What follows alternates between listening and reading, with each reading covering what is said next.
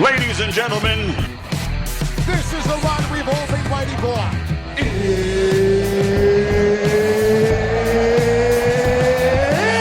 good night, freaking Irene! Let's get ready to rumble! Time! And knows how to knock people the fire truck out.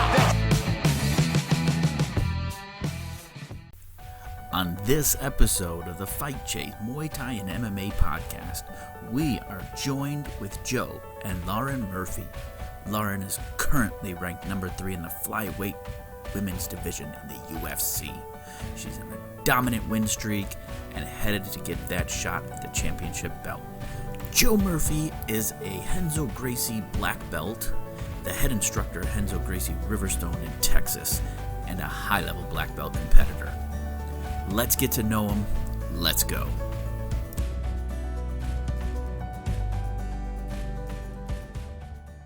And what we got coming.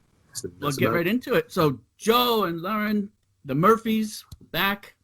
Let's get right into it. So you both are martial artists, mixed martial artists, professional martial artists, with great things going on these days. And I like to start by just, where did the passions come from? Where did it initiate for both of you? I mean, obviously, it's a separate story to start, and it's amazing that it came together and it keeps growing. So let's just start with there. Again, happy Valentine's Day. Thank you guys so much for joining me. I totally appreciate it. And now I'm not alone on Valentine's Day, so you guys are great. Happy today. Kind of where it started for me was way earlier than Lauren. I grew up wrestling. I started wrestling in like 7th grade in middle school, and that was kind of my first taste of combat sports. And I had such a big change in my personality and in my life that I got from wrestling. It gave me just tons of confidence. I was kind of a picked on, small, bullied kid, and man, it gave me so much confidence that in some way, shape, or form, I've stepped on that every single day of my life since that first time in 7th grade. Lauren's was a bit more accidental, but yeah, I was a little bit older when I started going to jiu-jitsu. I took my son, he was 8, so I took him to a jiu-jitsu gym, so that he could do martial arts. And I kind of pushed him into it, go ahead, buddy, do your thing. And then I took the adult class, but I really liked it. I started going all the time. And that gym that she ended up going to, kind of on accident, she literally picked out of a phone book back when there were such things as phone books. Right. I was stationed in Alaska with the Air Force, and they had a program where a guy came on base 2 nights a week to teach jiu-jitsu for free. I started training with him for a few months, and really quick, 2 days a week wasn't enough, so I started going downtown to the academy, and that's where Lauren and I first met. Yeah. She was training for her, I think, second fight. Yeah, right? I think it was my second fight. Very first day I ever met her. I had plenty of wrestling experience, and they wanted us to, work together a little bit. And, hey, Joe, go over there, work with Lauren. She's getting ready for a fight, so shoot on her and work on her takedown defense. Poor Lauren didn't even know what takedown was at the time. Yeah, I was I was pretty new at the gym still. I'd only been there really a couple months, and I'd done a couple months of jiu-jitsu. I'd never even watched a UFC or watched a wrestling match. I didn't know what it was. So when Joe tried to take me down, I really just didn't know what was happening. Yeah. So her sticks her hand straight out, poked me right in the eye, 2 knuckles. Yeah, give me a black eye first day I met her. Well, that's a hell of an impression. I mean, it's lasting, right? Yeah. It's been getting better and better and better every day since. Yeah. I'm sure there's been more black eyes on both sides, and in the good way, obviously. I still always get those dirty looks, though, definitely. Yeah, unfortunately, right? No, I didn't do it. Yeah, we always talk about that, man. We just moved down here when we got this. We got super lucky, scored a beautiful house down here in Houston, Texas. And when we moved in, it was right after Lauren fought here in Houston. She fought Andrea Lee. And, man, they had a banger. It was an awesome, super violent, back and forth, crazy fight. And we're moving in and, carrying in boxes and stuff, and poor Lauren just kind of forgets, her day-to-day job, but she's got 2 big old black eyes. The neighbors are just mad dogging. Yeah, they were yeah, I just was staring at me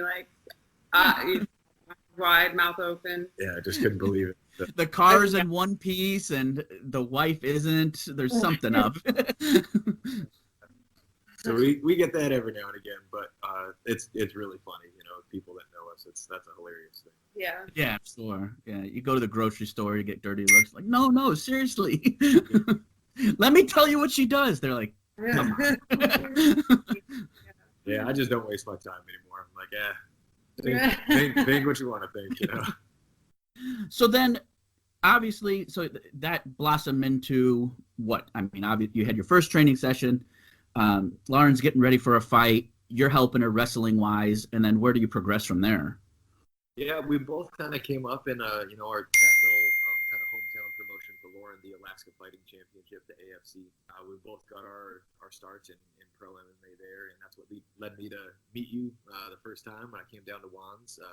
Mike Madrid from Alaska moved down. I totally forgot about Madrid. Oh my God, that guy. Dave Mazzani moved down there. Chippendale. Alaskan ties to Juan fight team. I went down for a camp, and that's where I met you the first time.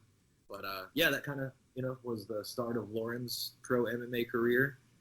Like I said, I was stationed there with the military, so my time was limited. When they said, "Hey, it's time to go," she came with me. We were plenty in love, and her mixed martial arts career just kept on taking off. She ended up winning a fight here in Houston for Legacy when Legacy was still around. Got signed to Invicta while I was stationed in Florida. Went on an awesome streak there. She went 3-0, won the inaugural Invicta bantamweight title. Yeah. And then got signed to the UFC at bantamweight. So how did your relationship? I've always had this thing where like we talked last time is you can't cross the line or you can't make a female training partner feel uncomfortable. Obviously you didn't make her feel uncomfortable, but how did you both kind of navigate those waters? I mean, was it just some natural thing or was it progression over time? How did the relationship kind of come about? I think because we were such good friends first. Yeah. I mean, that team was pretty close. The MMA team that we had in Alaska, we would go to practice, and then it seemed like every weekend, a bunch of us from the team would get together. They weren't just my teammates; those were my homies too. Right. And so we would all go out. I used to drink back then, so we would all go out to the bars in Anchorage, and everybody get just hammered together. We would go out to eat after practice a lot. There was a guy that owned a sushi restaurant that went to that same martial arts gym. And so we would always go to his sushi restaurant after practice, all of us. It would be a group of 4, 6, or 8 of us. And we would all hang out. And I don't know, we just hung out like friends for a really long time before we started. Before we were dating or anything. Yeah, before we were dating. So, and then I guess, I don't really know, when. Yeah, even so going back to that same, that same team, we both, without question, knew that each other worked hard. We're serious about what we're doing. So I don't think that either has ever questioned the dedication or the work that the other was going to put in. But for the beginning of Lauren's career, I didn't coach her. I wasn't her coach for a long time. Oh yeah. So that's true. Yeah, we had a really, really great coach to begin with. We got super lucky. A guy named Pat Applegate definitely changed both of our lives. Still changing a whole lot of lives where he's at today. And I trusted Pat wholeheartedly, and obviously, so did Lauren. So he was the right guy for the job, and that's kind of what took us to Houston in the first place. When I moved away from Alaska, Pat had moved down to Houston to start teaching here at a bigger Gracie Baja. And when we moved to Florida, it was only about 10 hours away. But man, I thought hey, we're going from Anchorage, Alaska to Florida. We're going to have so many just unlimited amounts of MMA and jiu-jitsu to choose from. And we got to Panama City, Florida, and there was nothing. There was no MMA training. So I would drive to Houston to go see my coach. And I drove there. I drove from Panama City to Houston to get my blue belt. I was still a white belt in jiu-jitsu. I had 3 pro fights, I think, but I was a white belt, or 4. I think I had 4. Yeah. And I'd never gotten my blue belt. So I drove to Houston to get my blue belt from my coach. It was 2012, and he had just moved to Florida. I had moved with him. Our other coach had moved to Houston. We weren't in Alaska anymore. And so anyway, I went to go get my blue belt. And while I was in Houston getting my blue belt, Invicta offered me a 4-fight contract or a 4-fight contract, I think. And also Legacy called me for a fight. We were going to be, we were the first televised female fight Legacy ever did. Yeah. So anyway, I won that fight. And then I stayed in Houston for pretty much a year. I would drive back and see Joe, but I stayed and did a bunch of camps. I fought 4 times that year, so it seemed like I was just always in camp. You know, as soon as I did one fight, they would call like a week later and set me up for another one. And so I'd go through like another 3-month training camp. But I did it in Houston with my coaches, you know, and then I would go back and see Joe like to visit. It was like for like a couple weeks, honestly, man. That was it was a good year, but that was a tough year. It was hard. Not like hard on our relationship, like we were crazy in love, like we always have been, you know. But man, it was sad to see her work so super hard. Like I loved having her back home, but from the very beginning, man, Lauren's been super dedicated and super driven. So when they called and the opportunity was there, she, you know, like I said, I've never questioned her dedication, her commitment, whether or not she was, you know, serious about what she was doing, and that's a perfect example of it. She could have for sure just stayed in Florida, hung out on the beach, didn't have to do anything, you know, like she like, so she drove back to Houston after a couple weeks. She was like renting a room, like sleeping on an air mattress, working her fucking ass off. And it was kind of crazy too, because I don't really think about this. Well, I think about it all the time, but I don't really talk about it a lot. But when I went to Houston, Joe and I had been dating a couple years. We were really serious. Like I knew I wanted to marry him. I knew he was like the one. I'm pretty sure he felt the. I think he felt the same way about me. Not just because it's Valentine's Day either. Not just because it's Valentine's Day. For real, totally. So, but then I would leave him for months on end and go train with a team that was mostly men. My coaches were men. I actually rented a room from a guy, and I was like living in this dude's house, like in his guest bedroom, sleeping on an air mattress. And Joe was never. He was always super supportive. He never like got jealous. He never like. Just some of the like crazy stuff that I've seen other fighters go through with their significant others where they're not well supported, or like I've seen guys that will go away for camp and their wives or their girlfriends get really jealous. I've even seen people try to sabotage like other people's fights. Like you go to fight week and your significant other is like super needy, or your significant other is suddenly very jealous, or you guys are fighting a lot. It's just like even just to be honest, man, like fight week and the fight preparation is such an intense process to, in my opinion, to even like need just regular shit. Like that week, man, you got to just let it go. Like, take care of yourself for a fucking week, you know, like take care of yourself for a week. Like they got some serious. I've seen it. I've seen fighters that are like literally in the locker room warming up for a fight and their girlfriend is bitching at them, or their boyfriend is bitching at them.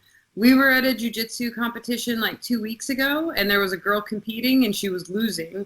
And her coach, I don't know if it was her boyfriend or her husband or whatever, but he was just berating her, like screaming at her, like, what the fuck are you doing? You know what I mean? It's just, I don't know. I always feel so lucky that Joe has never been like that. Like through my whole career, he was never jealous. Like when I got signed to the UFC, or like when we would have like really big moments, he never like, I don't know. He just was never shitty about any of it. He was never shitty about me training with guys. It really solidified a lot in our relationship, I think, to know that he was going to treat me like that, even when things were stressful. You know what I mean? In other situations, I don't think a lot of couples would have done it. And it happens like you've both experienced, you know, high levels of competition. And Joe, you've been doing it since you started. I mean, since a young kid. Wrestling is the most demanding thing anyone can do, and so for you to understand that and then to get into a relationship with someone that's going through that, it's you have that bond. You've beat the shit out of each other, you know, and in a good training way, you know what I mean? Like, so you say, I mean, you do it with male partners too, like to the point where you've developed deep friendships from the guys that you train with, because you're fighting and you're pushing each other so far, like to the point where, you know, I could kill you. It's a pretty primal thing, you know, but it also creates like a very unique bond, you know? Yeah, that definitely. For sure, like over time changed, you know, when we started in Alaska, it was at a very small group. So yeah, we did on the regular. We sparred together, wrestled together, grappled together, trained together. When she would go to Houston, most of her career she's trained with primarily men, like only Right. men. So she's always kind of the smallest in the room and definitely not the biggest and strongest, you know. Right. So after we made Houston a full-time thing, when Lauren was doing her camps there in Houston, even when it was when we were living in Florida, it was about then when I kind of stepped out of the role of training partner so much. So we don't live spar, you know, striking more. Still roll together just about every day. You know? Joe lets me win though all the time, which I also really appreciate. Sometimes we'll roll and I'll feel like I'm doing really good. Like I'll be really slick. She is doing really And good. then I'll watch it. We'll go back and watch a tape of it, and he's doing nothing. He's literally doing nothing. So we don't go like live very much because Joe would destroy me. So, but I meet a lot of other jiu-jitsu wives, like couples in the room, and their husbands are black belts or brown belts, and usually their wife is like a purple belt or a blue belt, and they're always like, "Does Joe let you submit him?" I'm like, "Yeah, yep." Sometimes, and they get so crazy. They're like, "My husband never lets me submit him." I think you got to, man. You got to do that, you know, especially if she's doing the right things. I mean, that's part of coaching. Like we were just talking about that coach, you know, who's screaming at his even if it's not, you know, a girlfriend or wife, a student in general. I would coach definitely. like that. It's crazy. But Well, he knows. Oh, go ahead. I mean, you do it with any good training partner. Is if your skills are higher, you are trying to build them up to your skills. So you don't just take advantage of them all the time. If they get the win, you give them the win. You're kind of like, man, I remember when I was, you know, white belt, beginning blue belt, if I caught a purple belt, I was like, you don't celebrate on the mat, but in your head, you're going crazy. You're like, Exactly. Yeah. And you know that person too. You know who it was. So then after you stopped being the training partners, is that when you moved into more of the coaching side?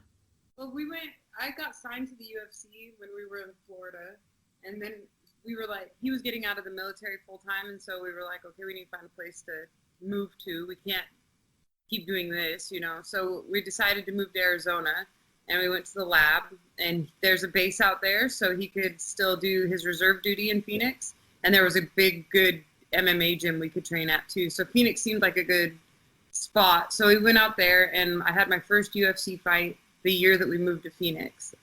And Pat was supposed to be in my corner, even though he wasn't really my coach anymore. It was my first fight without him, and I felt like he got me all this way. Like, he got me to the UFC. Yeah, for sure. Like, you got me there, you know, like, we need to have you there, have you in the corner, you know? Yeah. And, like, the day before, I think he got sick, and so he didn't come. He ended up, like, having to cancel. Actually, it was, like, 2 days before. Yeah, he let us know. And a couple days out. But And so we like contacted the commission, and I was like, well, we'll put Joe in the corner. Like, just, it was kind of on a whim. It was like, well, you're here, like, it'll be fine. Like, you've seen me train. Like, by then we were married, and I was like, you know me really well. And so I put him in the corner, and he was so good. Like, he was such a calming presence, and like, it just felt so good to have him there that I was like, okay, you'll always be in my corner now. Like, you're never going to not be in my corner.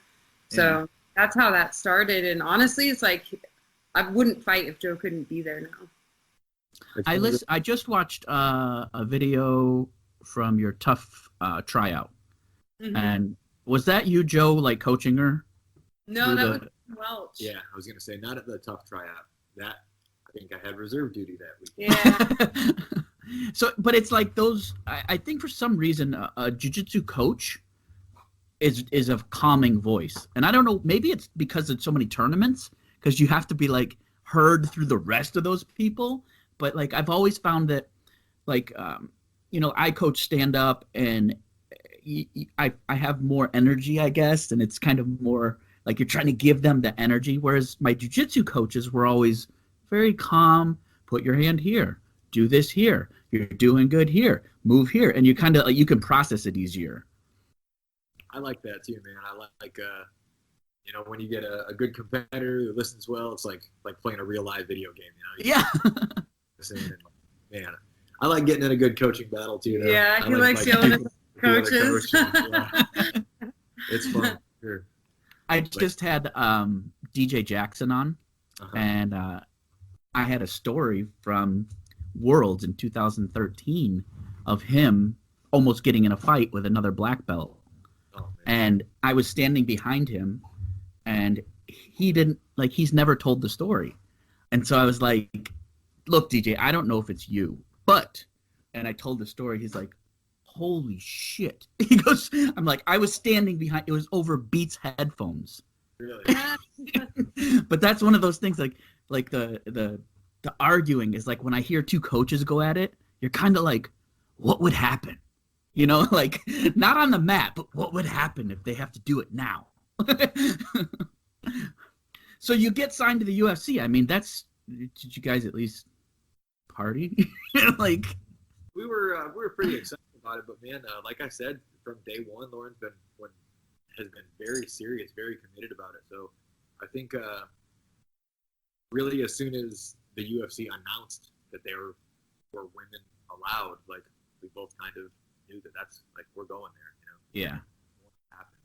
Kind of a matter of time. Yeah, I was still in Invicta, but She was killing it in Invicta, went Yeah. 3-0, won the belt, you know, and it's at the time it seemed like it took forever, like to get out of that thing. Yeah. Invicta like ran into a dead end, like just came to a screeching halt for a minute there.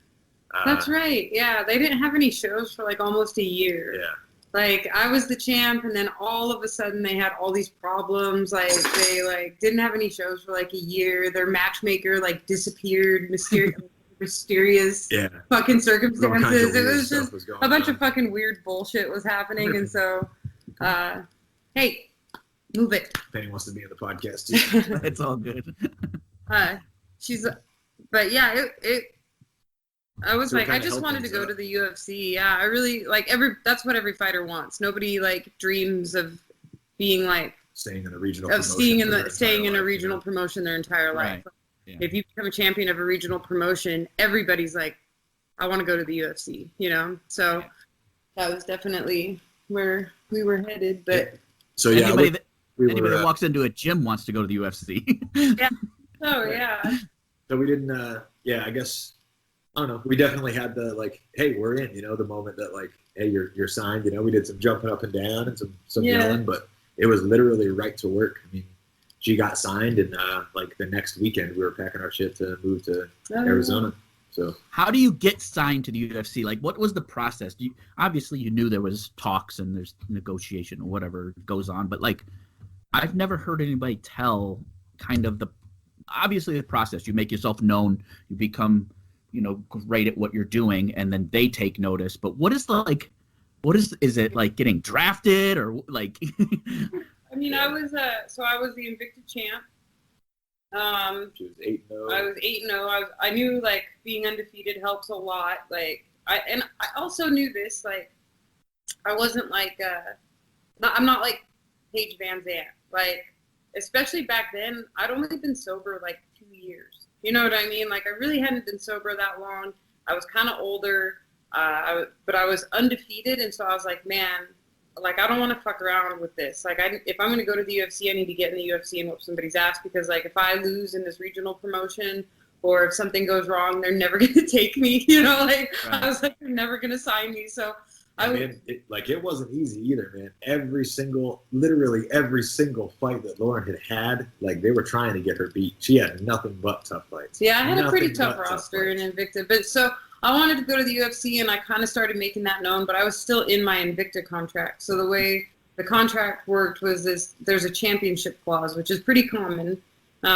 Most promotions have a championship clause in their contracts. And so if you're the champion of the promotion, the deal is that your contract continues to roll over for every fight, because that way you can't just become the champion and bounce, basically. Mm-hmm. And so I got a manager. I hired a manager to help me Litigates all that. to litigate all of it. And you know, he kind of went back and forth with Invicta a little bit. They weren't super happy about me wanting to be released. And I didn't really realize it at the time. Like looking back, I know now it's like, okay, they want a champion that's going to promote them. They don't want a champion that's like, oh, I fucking don't want to be here. I want to go to the UFC. You know, at the time, I didn't really realize that. And so anyway, it worked out. Sarah McMahon was supposed to fight Sarah Kaufman, and Sarah Kaufman turned down the fight for some reason. And since she did that, then the UFC called me, and basically like they called Shannon Knapp, and they were like, "We're gonna take Lauren," I think they probably bought out my contract, or Invicta has some. I'm sure Invicta has some agreement with the UFC. Like, I don't really know the details of all of that, but my manager did it, and he got it done, and so that was how I ended up getting signed. But somebody in the UFC needs a fight. Or at least somebody in the UFC needed a fight for me to get signed. It wasn't like they signed me and then gave me a fight, you know? So, I mean, end of the day, it's kind of like any other job in the world, man. You got to have the qualifications first. It's got to be in an open position second, you know? And you got to be ready to take the call and make the move. Yeah. And that's one of the things, like you were saying, like with Paige. We used to train with Paige at Vanderleys. And it's like, that was when... It was really weird when women started coming over to the UFC, because Dana's like, no. And then they have like Ronda, who's an outstanding like athlete. And then they start throwing in, not that Paige isn't a great athlete. When she started, she was a lower tier, but super marketable. Like, she was just really marketable. And they started doing that. And unfortunately, I'm glad it isn't that way now, because the women's divisions they're killers. You guys are amazing and amazing to watch. And I don't remember, it was one fight I watched. It was like I don't remember who it was. It was a women's fight. I can't remember who exactly it was. I think it was Kat or somebody, and it was just a bloody war. And I remember sitting outside watching. I was like, man, and this is long time ago. I was like, they are killing each other. And then you guys started outperforming the men fighters, and it was like, oh, this is amazing, because I've always trained with women, and you know that you guys go just as hard or harder. And it's like, when they started kind of trying to throw in the looks and the model aspect of the women fighters, I was like, fuck, they're gonna make it kind of a prop. And then it was great to see people like you that would come in, and even like Cyborg, like she's a monster, and she will just destroy people. And it's like, they didn't like her because she wasn't marketable enough, and she was just her own being. But then it was amazing to watch. Like, you guys just were able to take over with your talents and kind of just shut them up and take control out of their hands, because people want to see the women fight now, and it's great. Yeah, I agree. I agree with all of that. Especially now, I feel like I've done a lot better about like being better on the mic and kind of cleaning up my image and making sure I don't look like too homeless, you know, when people are taking pictures and stuff. But for the most part, I think that's just going to be a thing that women have to deal with, probably in all kind of aspects of life. It's definitely not just the UFC. It's probably all athletics, and it happens in offices and corporate, you know, settings everywhere. And the men deal with it too. Like, a marketable man is going to get more attention than, you know, one that wins all the time but isn't as marketable. So it's definitely not just a female thing either. But I've tried in the last couple of years, like, to be a little bit better about it. But then it means I got to start giving up more shits about what people think, and that can be kind of hard. We have a lot of talks about that. So. But what other platform that women athletes are held at the same regards as the men athletes? Like, there's not many. The UFC is one of the few where we're actually paid the same. We're given the same kinds of opportunities for the most part. Like, we're treated exactly the same way the men are. I mean, it's not like you have just women card, or, you know, just the men's card. You're fighters, and like, when you guys came in, it was like the women's tough, and I get that, and then you're like, okay, but it's just kind of gone away to where there's just fight talks now. It's not the women's division, just the women's division. It's like, you guys are in the same pressers, you're in the same promos. It's kind of surpassed. You don't have that in football or NBA, or I don't know any other, like, there's no other popular sport that happens. No, and the pay scale is the same between us too. And I don't know any other professional sport where women are paid the same as the men. I think, honestly, MMA might be one of the only ones out there. Where the only profession. For a serious professional sport, we're on the same pay scale as the men, which is great. That's awesome. You know, obviously everybody always kind of brings up fighter pay in general, that it should be more to begin least everybody's on the same scale. Yeah. Right. Yeah, I mean that would be pretty shitty. But there is, obviously there's businesses that do it all day. 10 and 10 for entry level. The men make 20 and 20. It's not like that though. Everybody makes the same entry level. Like when you get bumped up, they have pay tiers basically, like for however many fights you have and have won and blah blah blah. And then same pay scale for your Reebok. The amount of fights. Yeah. Doesn't have to do with so wins, anything like that. A superstar might make more. Like Paige Van Zant's a good example, or like Michelle Watterson. Like those girls are marketable, so obviously they're going to make more money than me. But that's the same for the men too. Like a marketable man is going to make more, like in sponsorships and endorsements and bonuses and things like that. That's not even necessarily a sexist or even based on looks thing. I mean, that's the promoter business. Period. That's business, yeah. I mean, period. Any local promotion, any Muay Thai fight, anything. Yes. Like the fighter's job is to fight, yeah, but really it's to put asses in seats. Yeah. That's it. Yeah. So you get into the UFC, you get the call. What are the nerves in the preparation? Is it heightened because it's the UFC, or are you already a fighter? Like what is your mindset there? No, I was nervous. I was really nervous. I was like, I always have and it's gotten better over the years. I've been in the UFC for 7 years now. So it's been almost a decade where I've gotten to work on this. But when I first got into the UFC, I really wasn't very confident. I wasn't the type of fighter that was like, yeah, I'm going to beat this bitch's ass or whatever. I just didn't feel that way. You okay, Marge? Sorry, our dog's coughing. Okay. She's so funny. Yeah. So, no, I was really nervous and I didn't feel very confident. And when I went into my first fight, I really just had very little confidence, actually. I think it showed. And part of it was from the move. We had changed camps. Suddenly I'm on this big stage. We talk about, we were just talking about being marketable and stuff. And so I had a lot more exposure online, which can be really, hard to see everybody's opinions of you. Yeah. And then suddenly everybody has one. And so anyway, yeah, it really took a lot of adjusting. It took me several years to find my groove and really start believing in myself and realize how important confidence is. For a long time, especially in Invicta, I tried to be really humble and quiet, make everybody like me, always say the right thing, be very sweet all the time, say the perfect shit in my interviews. And nobody gave a shit. Nobody paid any attention, And I went through a phase when I was in the UFC too, around 2015, 2016, where I talked a lot of shit because I thought that was the way, to get attention. I thought that was the way to be more marketable. I didn't like it really. I just didn't. It put too much pressure on myself. But yeah, it's just been a process of finding my mental groove, and I'm still learning to believe in myself a lot. But it's gotten a lot better in the last couple of years. Oh yeah, if you watch any of your post fights now. You're pretty confident and very, very aware of where you should be, and that's huge. Valentina today, today that we're talking, I feel like I could beat Valentina. I want the UFC to give me a shot at it. I really feel like I can. There's no reason you shouldn't have the shot. There's none. We've been singing it for a while now, man. I don't know, what the holdup is there, but yeah, there's no one more deserving of it in the division. Not at all.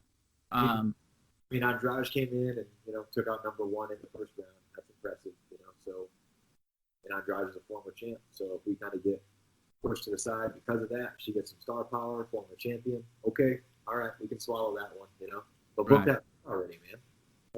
Why haven't they fought then? If they're not going to fight, then I know someone who will. I know. I think one of them's injured because Valentina said at the last post fight when she fought Maya, she was like, I really want a quick turnaround. Yeah. She said, I think Lauren Murphy and Andrade should fight for number one contender, but she said I don't want to wait that long to fight. But then I haven't heard anything from either of them. The UFC told me that they're going to fight next, and I was like, okay, well hopefully they'll book that really soon, and then I can fight the winner. Yeah. There's just been no word from either camp. So I think one of them is injured. But that's crazy because if one of them is injured, then I should fight the other. Right. So, yeah. So how does I mean, you stated one. I'm going to make a statement that the UFC needs, with all the money and everything they have, they need to keep their website updated. They have you fighting out of Arizona on a 3-fight win streak. So I was like, okay, but like, how do you deal with knowing the work you put in? And then, I mean, obviously I don't want you to badmouth your employer, but like these rankings for everyone are insane. Like typically it's kind of like a crapshoot of popularity, mostly. Obviously, you know, injuries come into play with how matchups, you know, last minute matchups make, but not the rankings themselves. Like, I know lots of people love Conor, but how can you be inactive for so long and be like number one? So like, how does that affect like a fighter that has put in what you have, and you're kind of just like leaving it up to somebody else to kind of tell you where your place is? Some days it's hard. Like some days I take it really personally and it makes me sad. And then some days I don't give a shit because I love to fight and I love my job and like I don't really care about the rankings as long as I just keep winning or keep loving what I'm doing. I'm good, you know.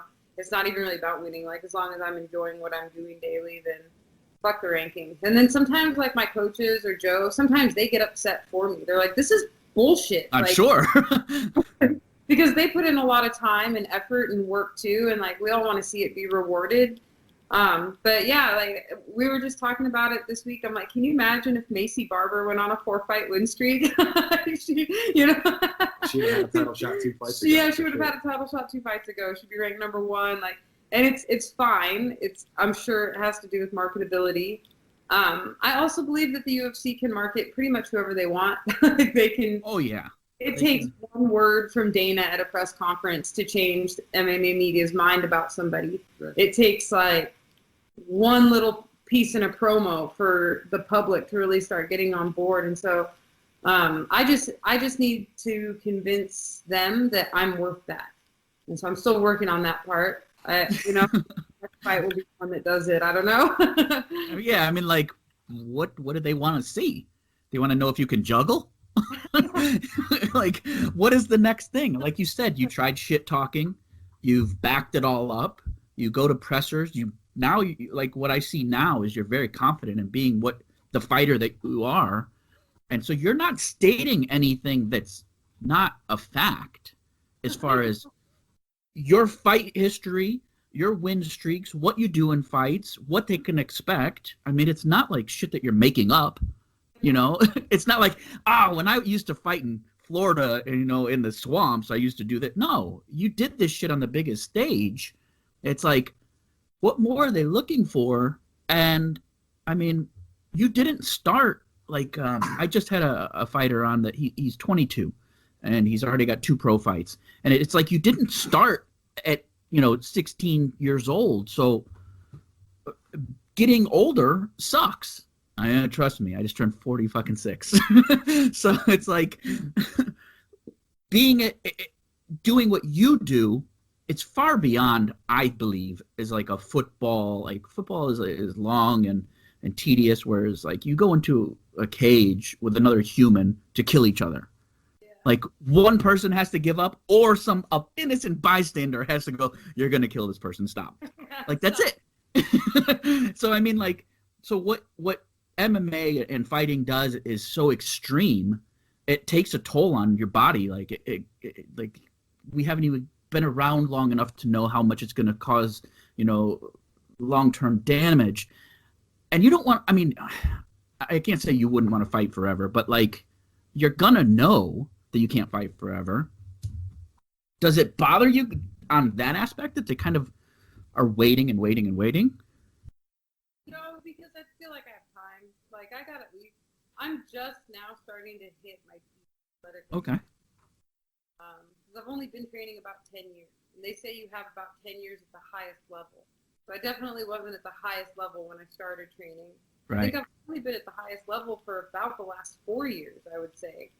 And I think I have at least like 3 more years of really, really good high-level performances in me. With continued improvement. with continued improvement. So I think I haven't quite hit my peak yet, but I'm definitely, like, I really believe it's in my DNA to be a great athlete. I believe that with, like, everything in me, that I can train my body to, like, jump higher and run faster and hit harder. I think I still have a lot of room for improvement in those areas, and I don't think my body's maxed out.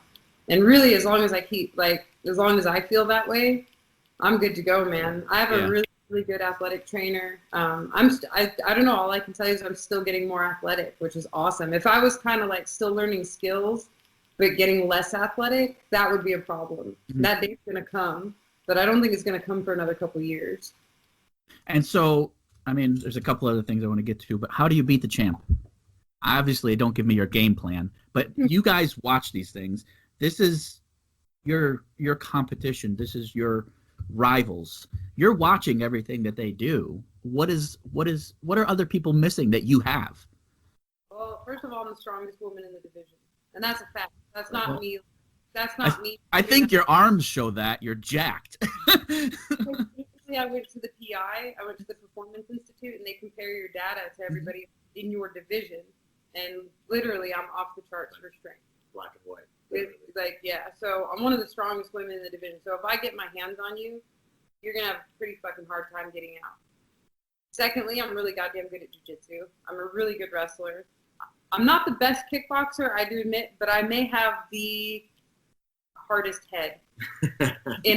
And seriously, in the entire UFC, I'm Darren Elkins might be tougher than me. He's kind of the only one that really comes to mind, and Brian Barberina. They're the only two I can think of where I'm like, maybe. If you like hit those guys with baseball bats, they're probably not going to stop. Like, you know what I mean? But I think I've got to be in the top 5. Brian for sure. Be like, you just hit me with a bat? Yeah, of just UFC fighters, I think I'm in the top 1 percentile for toughness. I really think that. Like, they're especially for the women. So, I don't know. Valentina's not tough. Not that she's not tough, but just right. I just know that she's got her hands full. Period. I'm extremely durable. I have a really big heart. I'm not going to quit. I have great cardio too, which is another thing. I don't gas in my fights. I don't know. I think I have a lot of really good attributes that would play well, especially into a 5-round fight. Yeah. But a lot of it is just like my toughness, my cardio, your dog, my grappling, and my strength. So you just outfight her. I have the best team in the world as well. I don't know much about Valentina's team, but I know it's not as good as mine. We have.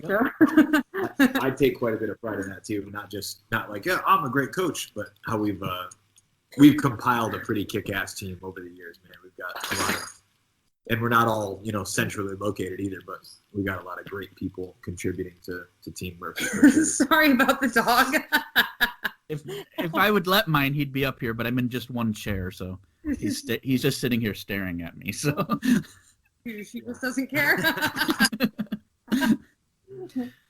So when we talked before, you were getting ready, like it was a couple of weeks before the Las Vegas to Fight Island for that fight.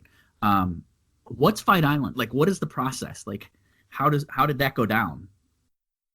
You mean like the experience? Fight Island? Yeah. What's that? Our experience at Fight Island? How did the process go? What was it like getting there and being there and in the atmosphere, all that? Well, initially, there's always like the pre-Fight Island Vegas thing. So mm-hmm. Dana White's the fucking man. Like, Dana White is the fucking man. For being able to put on as much as he did during a year when like the whole country was on lockdown and like all athletics were suffering from this pandemic. He pulled out every stop, implemented every security and safety measure, and put together tons of kick-ass events. And it was at a great cost, but man, it was worth it. So we flew out to Vegas. Oh, come up here then. You can't just stand in front of the camera. We flew out. Well, actually, they send you a COVID test. A COVID test to take at home about 2 weeks before the fight. So you take it and you take it over like Skype, just like this, but with a nurse, and a nurse watches. Like there'll be like 8 people at a time, and you all log in, and everybody like does their own COVID test. They stick the thing up their nose, And then they put it in a tube, and you like have to ship it some special way to the UFC. And if you pass that, then you can go to Vegas. So everybody gets on the plane, they go to Vegas, they pick you up from the airport. For us, they picked us up from the airport, took us to a pregnancy test, like at a doctor's office, and then took us to the hotel. But anything you need to do, you have to do before you go to the hotel. Because once you get to the hotel in Vegas, you're not leaving. You're not allowed to go get groceries. You're not allowed to nothing. So you get kind of locked up in this hotel for a couple days. Well, as soon as you get there, they COVID test you again. Oh, yeah, you get another COVID test, yeah. And that's why you're locked up for a couple days. So first, the following morning is the kind of like who made the cut and who didn't. Like that's when they're literally like sending people home like, hey, you passed test 1, but you didn't pass test 2. So Really? Which is actually what happened to Cynthia Covio for the Fight Island fight for us at the hotel in Vegas, day 2. And she failed her first in-person COVID test in Vegas. They retested her just to be sure. But yeah, she failed the second one. So yeah, so they test you in Vegas, I think twice, right? 2 times. And then if everything's good to go in Vegas, and then you get on a jet to Abu Dhabi, and it's a straight flight, but it's a private jet. Well, it's an Etihad jet. So, but Dana like booked all these private flights for everybody, or they're chartered. That's what it is, which is basically a private flight. But Yeah, so no one. The flight is literally just UFC fighters and their cornermen. And so we all get on this flight. The fighters got to go first class and business class. So like the main card fighters, the main event guys, and co-main event, they got to sit up in first class. They basically had like apartments. And Etihad is the shit. Etihad Airways. Etihad is the best airline out there. And so they basically had apartments that they got to sit in right up front and get champagne and caviar and like whatever you want. And then we rode in business class together, which was cool because usually the corners have to sit and coach, but they let Joe ride with me up in business class, so that was nice. So we were like playing like Battleship and watching movies, and we would like watch them on our split screen, and then be like, okay, we have to push play at the same time, like. And it was a cool flight. 16 hours. It was 16 hours, and then when we landed in Abu Dhabi, there were fights going on when we landed there, and there were the fights the week prior to ours. Right. So actually, like, we got to Abu Dhabi, and I think we went to bed that night, and the next day was when Jessica Andrade fought Caitlin Chukagian on Fight Island and like TKO'd her in the first round, and I was like, fuck, because I knew it was going to bump everybody down the rankings and fuck up the division, especially like a first round TKO. I was like, shit.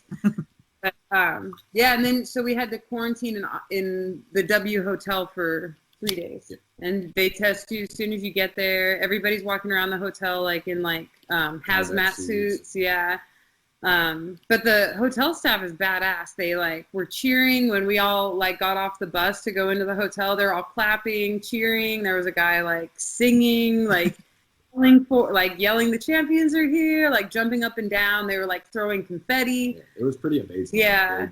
And those guys, the staff at the W Hotel, quarantined away from their families for 2 weeks prior to not just Lauren's event, but prior to the events at Fight Island in general, and then lived inside the bubble the entire duration. Wow. So there's like the hotel where the fighters and UFC staff and everybody staying, and there were like 3 other hotels inside the bubble where the staff stayed when they weren't working. So those guys were like super dedicated, man. Those guys went like way above and beyond. They were awesome. Yeah, and they were happy to have fighters stay at the hotel too. Like they were really like honored to have us. But I don't know if I've ever stayed in such a cool hotel with such great staff the whole time I fought for the UFC. So I felt lucky. But yeah, it was a really cool experience. And then while we were there, we were allowed to go to the beach.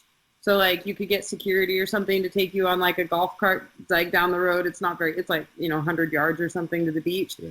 And then they closed the beach though. Yeah, for the events after hours, people weren't allowed to go to the beach. I don't know why. I thought we did a pretty good job keeping it clean and like anybody got COVID. We like rode jet skis and stuff. It was fun.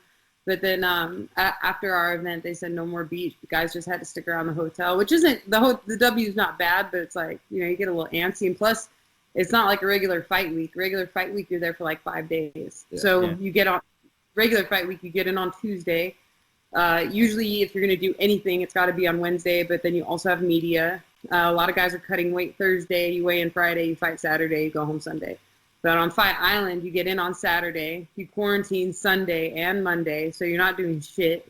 Yeah. I think you can get out of quarantine on Tuesday, and then you have more COVID tests to take, and then you can go on with your media and stuff. But a lot of that gets taken care of while you're quarantined, so it's a much longer fight week. Is it better or worse in your experience? Like, For us, it was way better, but for us, it was way better because we had a corner suite at the hotel, which was sick. We went on that kick-ass vacation, and that's a whole other story. But as far as hotels go, that's the nicest place I've ever stayed. Yeah, it was awesome. The UFC really did right by us for that trip. So Cynthia, is that the one that's right at the racetrack? Yeah, the F1 track goes through the middle of it. That's insane. Yeah, so when Cynthia tested positive, Mick kind of started scrambling, looking for a replacement opponent. He called her and said, like, hey, Cynthia tested positive. And, like, as soon as you see Mick Maynard's name on the phone when it's fight week, you know it's bad news. Yeah, it's going to be bad if they got to get a hold of you during fight week. So Lauren basically just said, like, I'll fucking fight anybody out there. Put me on the plane, I'll fight anyone. I really wanted the Fight Island experience. Mick was like, you could wait a couple weeks and fight Cynthia, like, whenever she doesn't have any symptoms, so whenever she tests negative, basically, she can fight. And I was like, an option for us, but I was like, fuck no, I want the Fight Island experience. I want to ride on the private fucking jet. I want to stay in the W hotel. I want to see the fucking beach. I want to ride this jet skis. Like, fuck that. I want to go to Abu Dhabi, man. Like, right? Fucking because Cynthia got COVID. Yeah. So yeah, did that. So, goody beachy, man. Yeah, I know. And I even wrote to Cynthia. I was like, man, I'm really sorry. Like, I genuinely felt bad for her. Like, was literally like, man. Not only would it have been a great fight, but yeah, it's a bummer she had to miss that. And it would have been a #1 contender fight too, or at least that's what they were saying at the time, you know. And so anyway, I wrote to her and I was just like, I'm really sorry. It sucks. Like, I hope you feel better soon, or whatever I said. It was something very nice, you know. Right. She just wrote back, said, yeah, it feels like a bad dream. And then she started talking shit about me in all her interviews. So fuck Cynthia Castillo.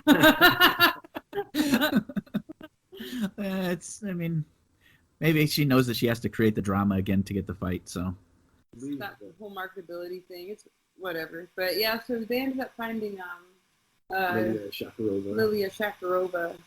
Got submitted in the second round. We kind of, like, that was pretty cool too, man. We were obviously in a pretty unique spot where, I mean, as much of a benefit as some people may have looked at that as, like, oh, you're going from fighting, what was she, number 4 at the time or something like that. I think she was #2. Maybe, yeah. She was in the top 5. We were 4 and she was 2.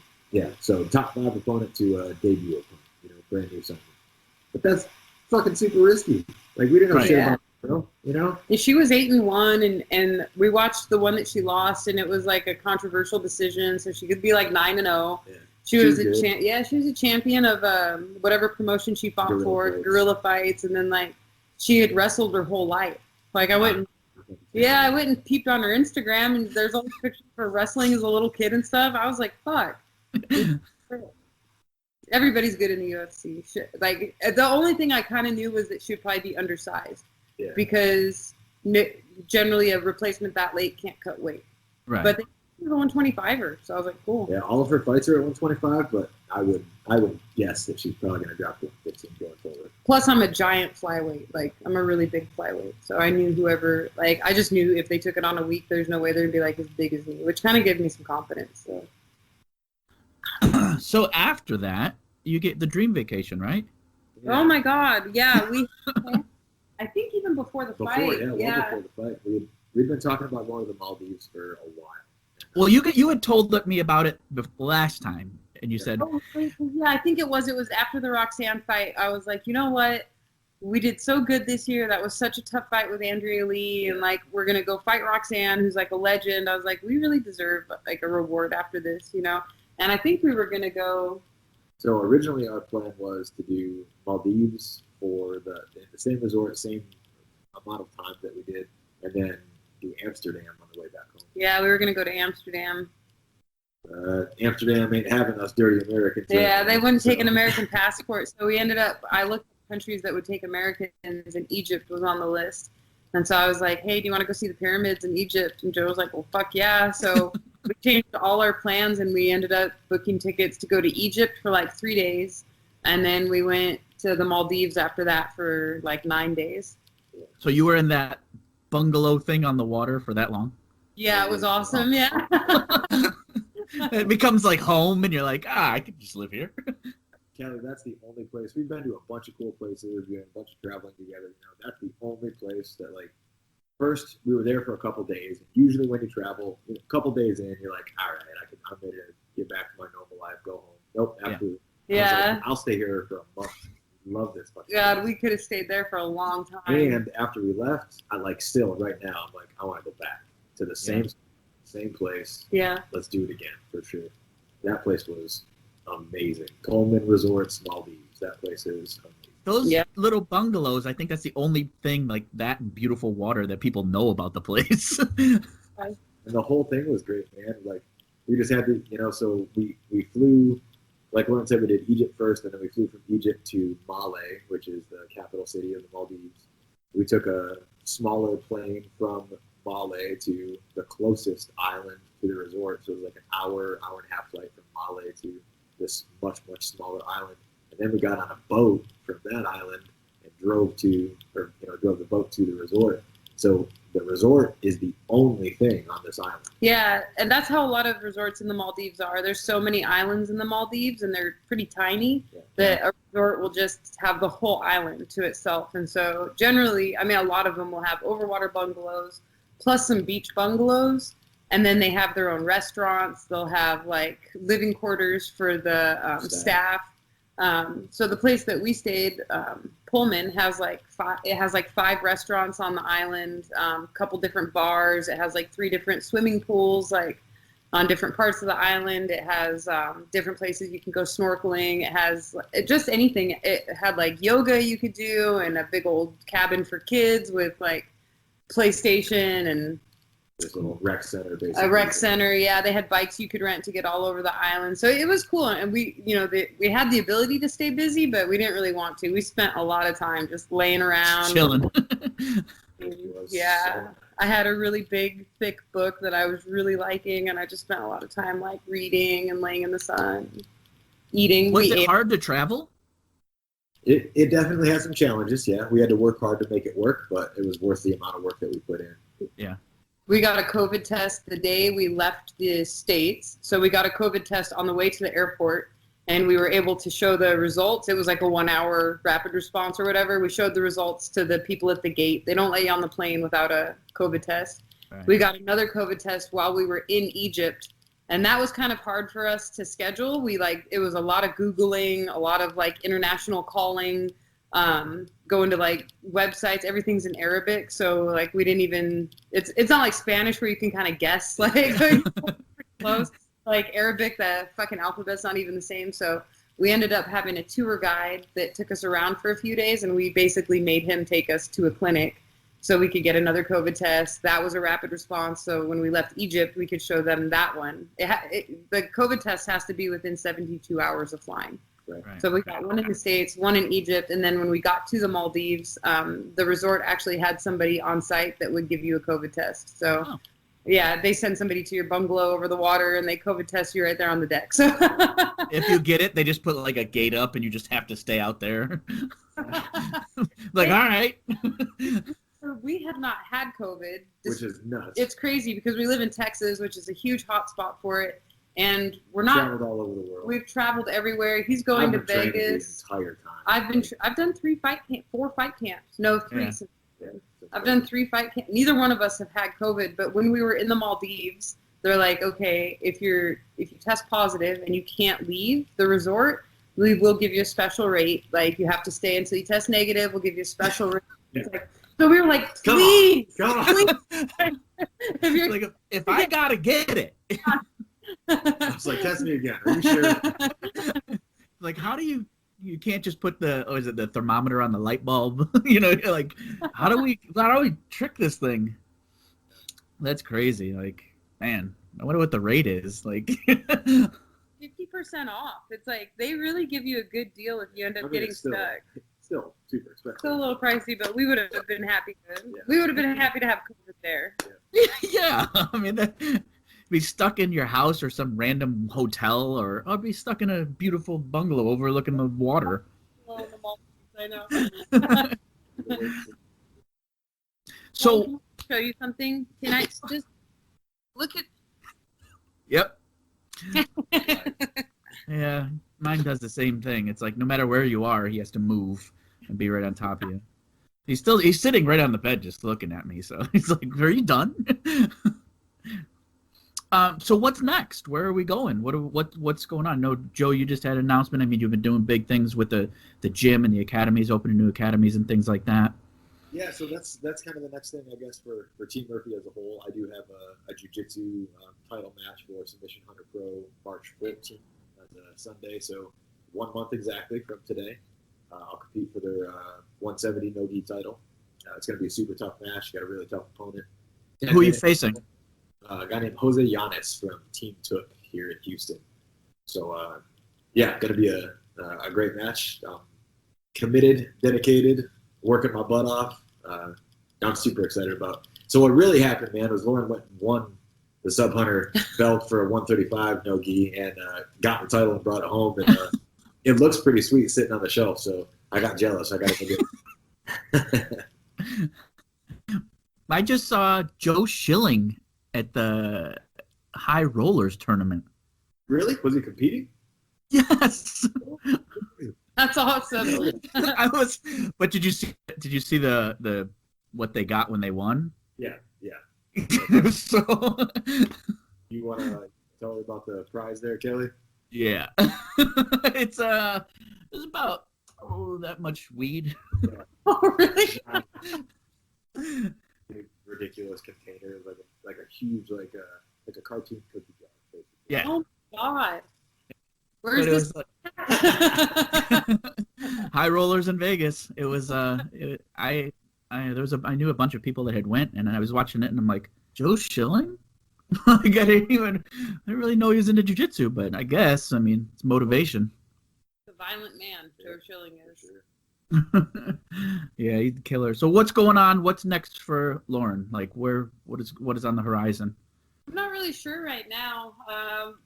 I really was hoping to fight the winner of Andrade versus Shevchenko, and I think that makes a lot of sense. Like, I'm going to keep pushing for that. They're going to set up other fights in the division while we're waiting on that, though, and that's probably going to change the rankings. So I probably will end up fighting again before I fight for the title, but we're just going to have to wait. Like Dana says, we're going to have to see how this thing plays out, you know?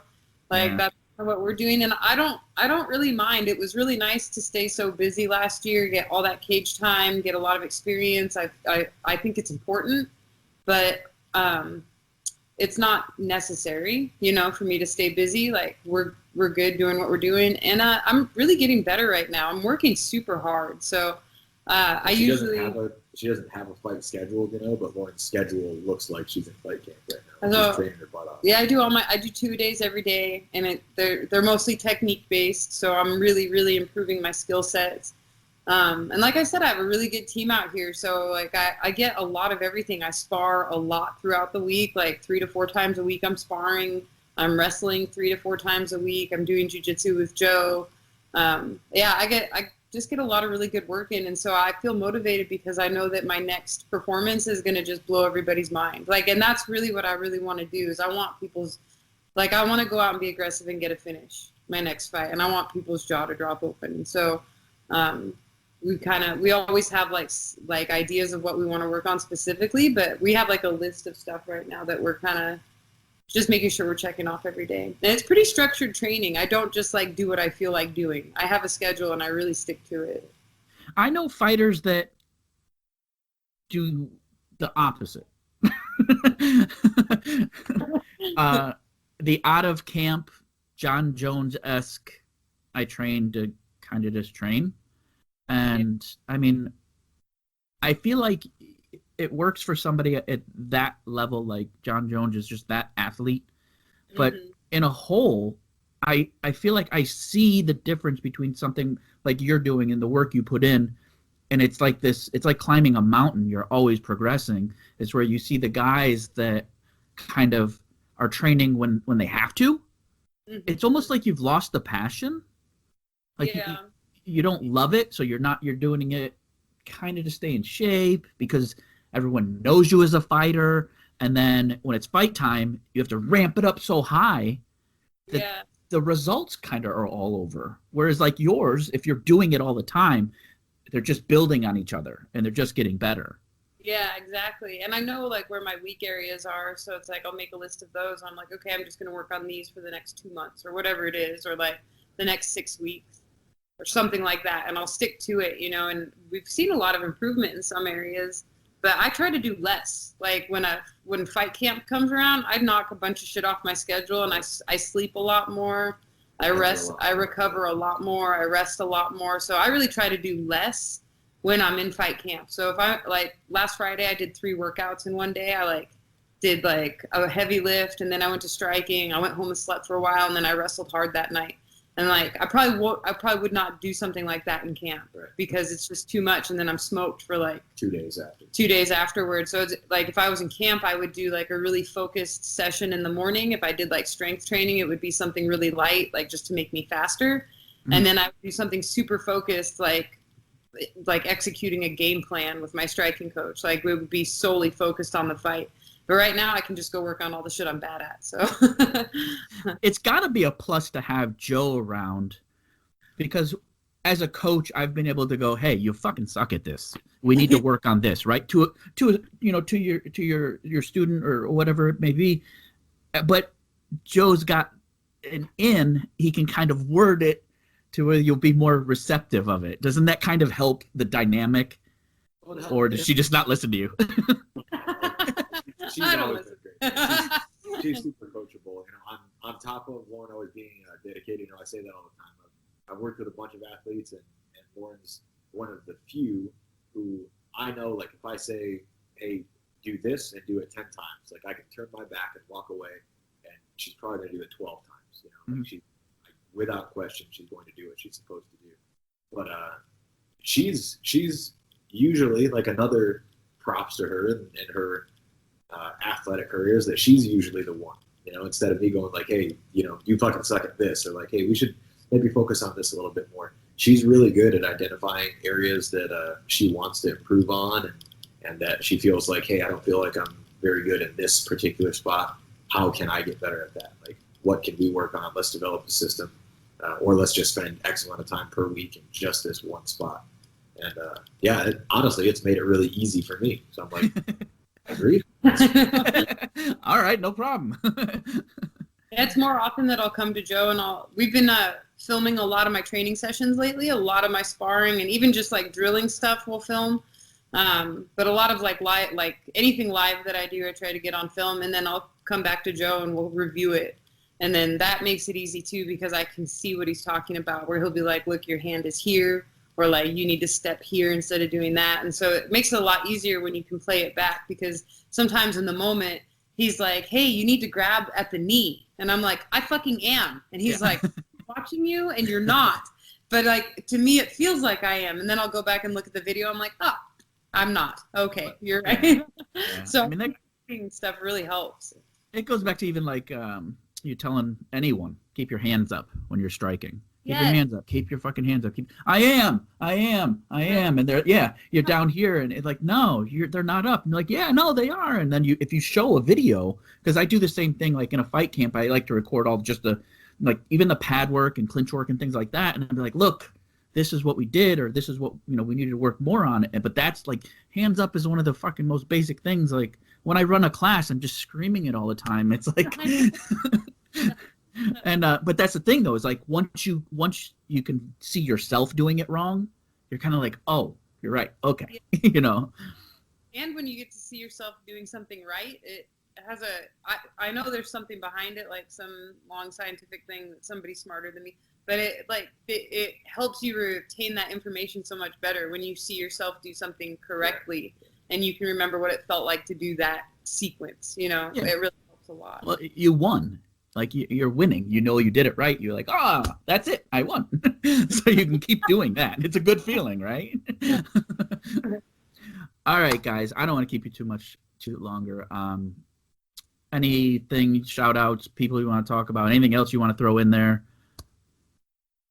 Just the usual. You want to shout out your sponsors? Yeah, sponsors. We've been drinking blackout coffee like crazy today because it's so cold here. Yeah, Houston's super cold. It's like we're having like a blizzard right now. Like it's supposed to snow in parts of Texas. In fact, I think El Paso got a shitload of snow. Dallas got some. And Dallas got some. So anyway, we've been just guzzling blackout coffee, and they started making loose leaf tea, which is the shit. Oh, really? Okay. Yeah, all their links are in my bio, like on my Instagram and stuff. So, I'm taking a little break from Twitter, fuck shitter, but you can come find me on Instagram, and the blackout coffee stuff is just the shit. So they've been really good to us. I always want to shout out the World Clan guys. You know, Marco at Show Your Roll is great, hooking me up with a sponsorship with A&P. So Alvano Prito's been keeping me looking good. I got a pretty cool project going on this year. I'm doing one like technique of the week video on my Instagram page. So just kind of giving out some free content.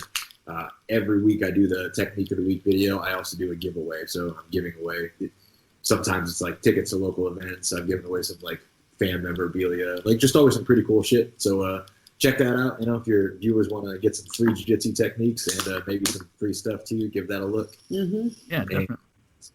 Oh, you guys should collaborate. Like we'll give away something from your fight shop. Heck yeah, there we go. Yeah, that'd definitely. And we just did it. I've been working with Defense Soap for a long time. Oh yeah. And those guys are great, and we're doing a giveaway with them right now. So, but That's awesome. That is a good company. I trained at some of the grimiest gyms in Thailand, grimy, and never caught anything. Yeah. Where did you read that about them? Oh, Lumpini's getting shut down. No, they somehow countered that, and they're going to keep it open. Okay, Yeah. Okay. I just saw a headline about it. Somebody reshared it, but yeah, I was like, oh, that's fucking sad. But they're not going to, huh? No, that was a huge thing. Is they were like, there's military, and the way that politicians work there is really weird. Like I just saw those headlines, and I'm like, we'll see. And then this week, a lot of the promoters and things were like, we saved Lumpini, and they'll still be fighting there. And they scheduled shows because Thailand shuts down, like crazy shuts down, and then opens back up. Like there was some COVID cases near Bangkok. Everything shut down again. Like just it was done. But then now they've opened back up the gyms. They've like within a couple weeks. So, I mean, they had no case, like very, very few cases for a long time. And then so when they saw the few cases pop up, they just immediately just did the same thing they did the first time. Is like everything's closed. Yeah. I mean, they've killed their economy. It's so bad. I have some friends that have businesses, and it's like they've just destroyed so many businesses. But what are you going to do? It's the world, unfortunately. Yeah. That sucks. Well, this was great. I'm glad we were able to hook back up. Thank you guys so much. Again, happy Valentine's Day. Thank you guys so much for joining me. I appreciate it.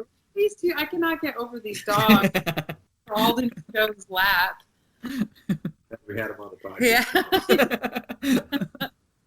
All right, guys, you have a wonderful night. And Joe, I'll hit you up about a couple other things I got ideas for. Cool. All right, guys. Thank you very much. All right. Have a good day. You too. Thanks.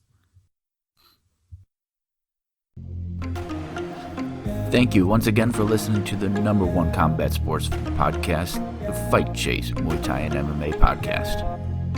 You can follow us on Fight Chase on all the social media, YouTube, Instagram, Facebook, all that good stuff. And also, don't forget you can support us at any time going to the anchor.fm/fightchase, hit the support icon, and you can support us for as little as 99 cents a month. We truly appreciate it. Thank you for listening. And Kurt, don't say boom. Boom.